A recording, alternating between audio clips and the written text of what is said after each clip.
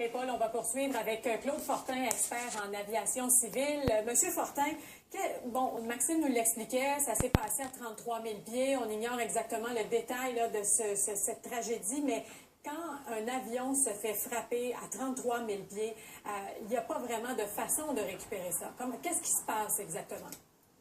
Bien, plus l'avion est haut lors de l'impact ou lors de l'explosion ou lors de l'attaque, peu importe ce qui se passe, plus le diamètre ou le rayon des débris au sol va être grand. Donc, ça complique les recherches et puis ça devient un peu plus difficile de trouver tous les morceaux, parce qu'on sait que les inspecteurs, ils vont arriver sur place, ils vont ramasser tous les morceaux qu'ils peuvent trouver au sol et ils vont essayer un peu de reconstituer l'avion.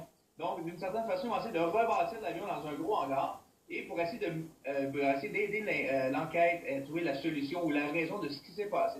Donc, ultimement, plus les débris sont éparpillés, plus c'est difficile de retrouver tous les débris et puis de reconstituer le fuselage et aussi de trouver la boîte noire et toutes les choses qu'ils ont besoin de savoir. Ouais, ce sera toute une mission d'ailleurs quand on voit les images.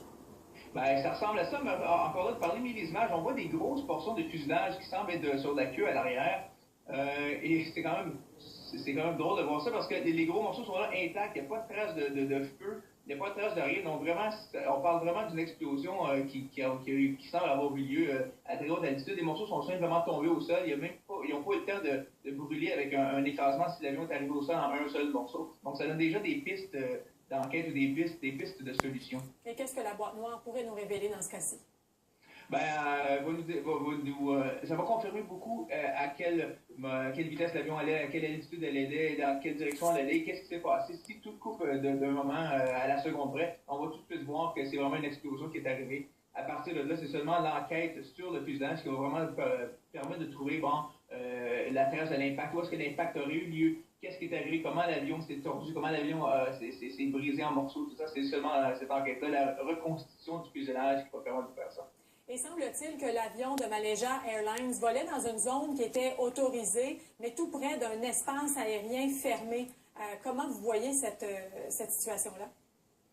Ben, ça semblait être dans une zone tout à fait normale et disons, régulière. Donc, à vrai dire, c'était difficile à savoir ce qui s'est passé vraiment encore là. C'était vraiment tout près, là, à peu près 1000 pieds d'une zone qui est fermée. Est-ce qu'il n'y a pas un risque à voler aussi près d'une zone qui est fermée?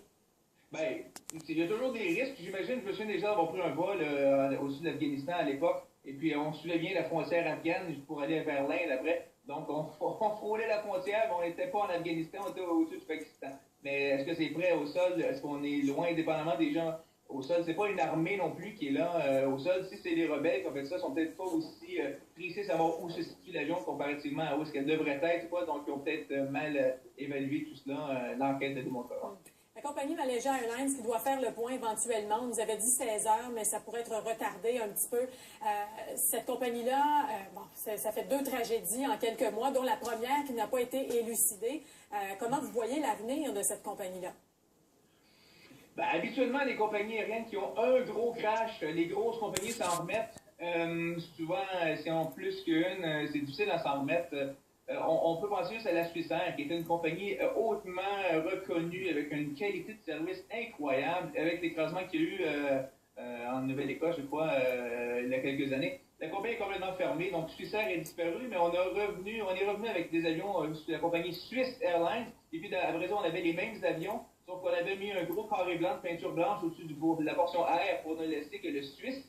Donc, ça a été des changements qu'ils l'ont fait. Cela dit, c'est à voir, c'est une compagnie qui est gouvernementale là-bas. Donc, on verra comment ils vont agir avec ça, mais ces 2 événements malencontreux et tellement tristes, et seulement, et ça semble être hors de leur contrôle. C'est pas de la mauvaise mécanique, de la mauvaise gestion, quoi. C'est des choses qui arrivent une fois en 100 ans, les 2 fois, c'est juste que ça arrive pas sur eux en 6 mois. Oui, très mauvais pour l'image et justement de frôler une zone interdite de vol. Eh bien, on verra ce que l'enquête va nous révéler. Monsieur Fortin, merci beaucoup d'avoir été avec nous. Un plaisir, bonne soirée. Maintenant, on va retrouver Sylvain Drapeau.